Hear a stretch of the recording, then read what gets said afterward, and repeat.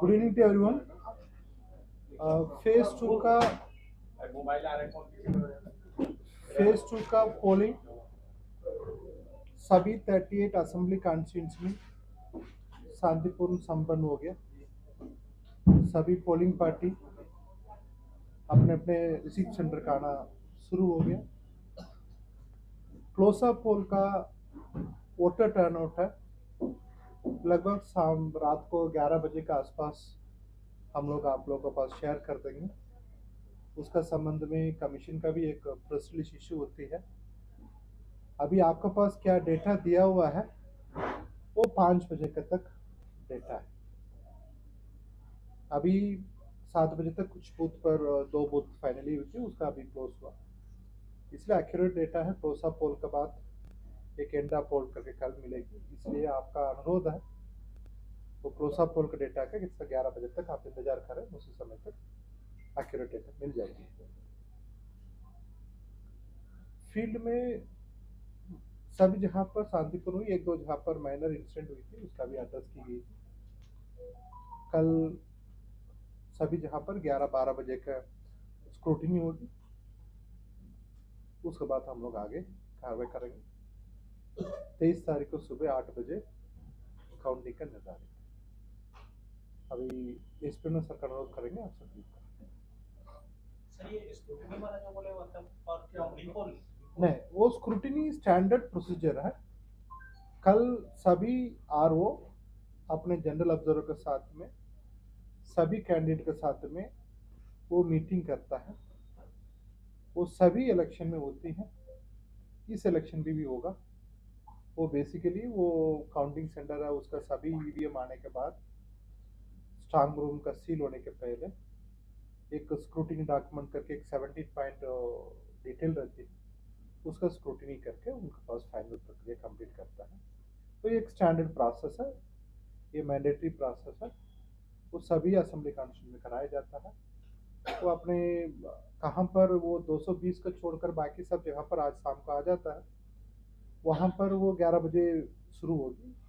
बाकी कल का P+1 अरेबल 220 बूथ है, वो 6 असेंबली कॉन्स्टिट्यूंसी है, वो 12-1 बजे तक वो स्क्रूटिनी। दो जगह पर एफआईआर हुई, मतलब एक जगह पर एफआईआर ऑलरेडी फाइल हो चुका है, दूसरा में प्रक्रिया में है।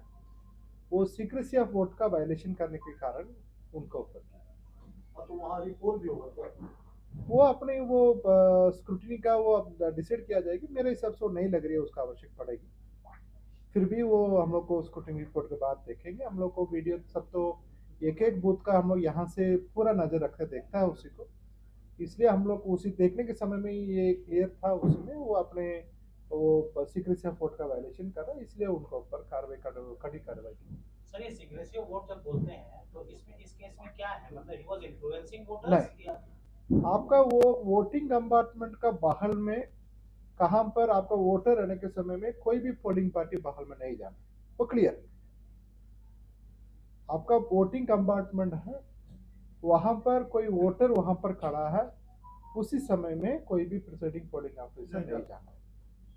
उसका जाना मतलब उसी का इन्फॉर्म, उसी का एक प्रोसीजर है, उसका एप्लीकेशन लिया जाएगी, फिर उनका पास ऑथराइज्ड पर्सन है वो भी साथ में जा सकते हैं। वो ब्लाइंड वाला का वो प्रोविजन है, वो प्रोविजन तो प्रिसाइडिंग ऑफिसर पोलिंग ऑफिसर का अवेलेबल नहीं हो सकता। इसलिए कोई कैंडिडेट है वो वोटर रहने के समय में उनका नहीं जाना है, वो जाने का एक बहुत सीरियस का लिया जाता है वो सीक्रेसी ऑफ वोट का, उसी में हम लोग वो उसके बारे में नहीं बोल पाए। बाबूलाल मराठी के खिलाफ जेएमएम ने बोला है कि वहां से वो फोटो खिंचवाया वो फोटो भी दोनों फोटो देखा, मैं दोनों फोटो भी देखा। वो बेसिकली कोई भी कैंडिडेट आप लोग को वीआईपी वोटर जाने के समय में आप लोग खींचता वही फोटो लग रही है, फिर भी डीओ से वो रिपोर्ट मांगा जा रहा है, उसके बाद क्लियर होगी। प्रमा फेसी मेरे लिए सीक्रेसी ऑफ वोट का वायलेशन का मेरे लिए केस नहीं बन रही है, फिर भी मैंने दोनों फोटो देखा। और भी कुछ डॉक्यूमेंट होगी मतलब डीओ उसका बताएंगे उसी को। बेसिकली कोई भी वीआईपी जाएंगे आप लोग का भी द्वारा फोटो किया जाता है, वोटिंग कंपार्टमेंट रहता है उसका बाहर में करता है, उसमें मैं कितना 2 फोटो देखा, दोनों फोटो में नहीं लग रही है, फिर भी डीओ को रिपोर्ट का बात उसमें एमसीसी उल्लंघन के कितने मामले आज दर्ज हुए सर? किसका एमसीसी उल्लंघन अभी तक 5 केस फाइनल हुआ दर्ज हो चुका है और ये केस फाइल किया जा रहा है। वो रिपोर्ट आपको दे देंगे। एक फाइल वो कराया जा रहा है, वो मधुपुर में है, वो रिपोर्ट दे रहे, बाकी सब रिपोर्ट अभी आपको मिल जाएगी। हैवी कैश सीजर भी हुआ है सर। हेवी कैश सीजर नहीं, कुछ लिक्विड वगैरह को सीजर हुई, हेवी कैश करके आज कुछ नहीं। वो डिटेल भी मैं आपको बस शेयर कर देंगे कल कितना है, फिर आज का रिपोर्ट है वो कल मिलेगी आपको। बहुत ज़्यादा ऐसा चीज़ नहीं, कुछ कुछ केसेस तो मिला है उसी को, कल रात को उसी का मिला था। आज जो ऐसा बहुत मेजर इशू नहीं गांडेय से सूचना आ रही थी कि कुछ सीसीटीवी कैमरे को मतलब उसकी दिशा मोड़ दी गई या फिर खराब कर दिया गया। है। वो इशू नहीं, वो एक इलीगली एक व्यक्ति है, वो पासवर्ड का एक्सेस दिया था, उसको तुरंत वो पासवर्ड चेंज करके रिकवर की गई थी। वो आप बोल रहा वो वाला इशू नहीं है। तो इलीगली कोई व्यक्ति है, वो उसका पासवर्ड एक्सेस नहीं कर सकते, तो वो पासवर्ड उनका कैसा मिल गया, फिर उसके बाद तुरंत पासवर्ड चेंज करके फिर उसके बाद हम लोग कोई कार्रवाई हुई है? देखेंगे कैसा करना। किसी में एक व्यक्ति के साथ मारपीट हुई है, कहा जा रहा था वो कैमरा देखने जा रहा था, लेकिन ग्रामीणों ने सोचा वो हैक करने जा रहा था, इसलिए उसकी पिटाई कर दी गई। ऐसा कोई मामला नहीं, है? वैसा रिपोर्ट मेरे पास आया नहीं, ऐसा होगी मतलब हम देख लेंगे उसी को। मतलब पब्लिक भी आज सकर कमी, कल भी रात को देखा गया उसी को। इवन कहाँ पर भी कोई अचानक कोई गाड़ी मूवमेंट हो रहा है, मतलब पब्लिक रुकवा कर देख रहा है कहाँ जा रहा है करके। रात को 1 बजे तक भी मेरे पास फोन आया, रात को उठा के रखे उसी को। इसलिए वो पब्लिक भी आजकल बहुत जागरूक है, वो भी उनका बहुत एक शांतिपूर्ण मतदान करने के लिए वो भी बहुत बड़ा भूमिका निर्वहन नहीं, अगर कमीशन का अगर एक्चुअल आदमी होगा तो वो भी पीट गया तो उसमें कुछ सूचना नहीं आया है। उसी का आपसे बात करके मैं ले लेंगे, उसी तरह से होगी। किसी का पिटाना गलत है, कोई भी व्यक्ति हो, वो अपने लाभ में हाथ में लेना गलत है। उसी तरफ से खिचड़ी में हुआ मतलब हम लोग भी उसको देख लेंगे, ऐसा कुछ इशू अभी तक रिपोर्ट नहीं है। झारखंड विधानसभा के द्वितीय चरण में आज कुल 12 जिलों में 38 एसीज में चुनाव शांतिपूर्ण तरीके से संपन्न हुआ है। अभी भी पोलिंग पार्टीज की लौटने की कार्रवाई चल रही है और हम लोग लगातार उसकी मॉनिटरिंग कर रहे हैं। इस फेज में बेसिकली जो कुल जो पोलिंग स्टेशन थे, बूथ थे 14,000 करीब 218 बूथ थे, जिसमें से अगर नक्सल पॉइंट ऑफ व्यू से हम लोग सेंसिटिव कहते हैं आवाज नक्सल पॉइंट ऑफ व्यू से करीब 891 ऐसे बूथ थे जिनको नक्सल पॉइंट ऑफ व्यू से सेंसिटिव माना गया था, जो मुख्य रूप से गिरिडीह, बोकारो, हजारीबाग इन सब जिलों में अवस्थित थे। इस टोटल क्रिटिकल जो 14,218 में से 6,828 ऐसे बूथ थे जो कि क्रिटिकल कैटेगरी में आते थे, जिन्हें सभी 6,828 उन सभी को जो है केंद्रीय अर्धसैनिक बलों की तैनाती उन सभी बूथों पर की गई थी। कुल इस फेज में जो है 585 केंद्रीय अर्धसैनिक बलों की तैनाती सभी जगहों पे मिला के की गई थी। इसके अलावा राज्य पुलिस बल की 60 कंपनियां और उसके अलावा करीब जो राज्य पुलिस सशस्त्र बल और होमगार्ड्स मिला के करीब 26,000 अतिरिक्त बल जो है जिलों में उनके स्ट्रेंथ के अलावा भी रिक्रूट किए गए थे। जहाँ तक जैसे फर्स्ट फेज हमारी मुख्य रूप से नक्सल प्रभावित क्षेत्रों में, ज़्यादा नक्सल प्रभावित क्षेत्रों में थी, तो वहाँ पे हेली ड्रॉपिंग भी कराया गया था। बट इस फेज में किसी भी मतदान कर्मी का या पोलिंग पार्टी का हेलीकॉप्टर के माध्यम से उन्हें ड्रॉप नहीं किया गया था। जहाँ तक जो हमारे वैसे लोकेशंस है जो कल लौटेंगे नक्सल क्षेत्र को देखते हुए, वैसे करीब 200 के करीब जगह है।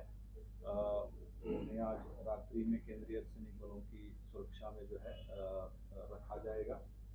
वो कल लौटेंगे। जहाँ कम्युनिकेशन वाले जो शैडो एरियाज होते हैं, करीब इस फेज में करीब 7 लोकेशन थे जहाँ पे कम्युनिकेशन के पुख्ता इंतजाम जो है कराए गए थे। इस फेज में जो अपार्ट फ्रॉम जो हमारी जनरल जो डिप्लॉयमेंट थी, उसके अलावा नक्सल प्रभावित क्षेत्रों में कोबरा और झारखंड जगुआर की टीमें लगातार काम कर रही थी और नक्सल प्रभावित क्षेत्रों में भी अभी तक पूर्ण रूप से शांतिपूर्ण तरीके से मतदान संपन्न हुआ है। कुल जो 9 कॉन्स्टिट्यूएंसीज थी जो कि एक्सपेंडिचर सेंसिटिव के रूप में कैटेगराइज की गई थी, जिसमें लगातार एफएसटी, एसएसटी और बाकी हमारी जो टीम्स है वो लगातार काम कर रही थी।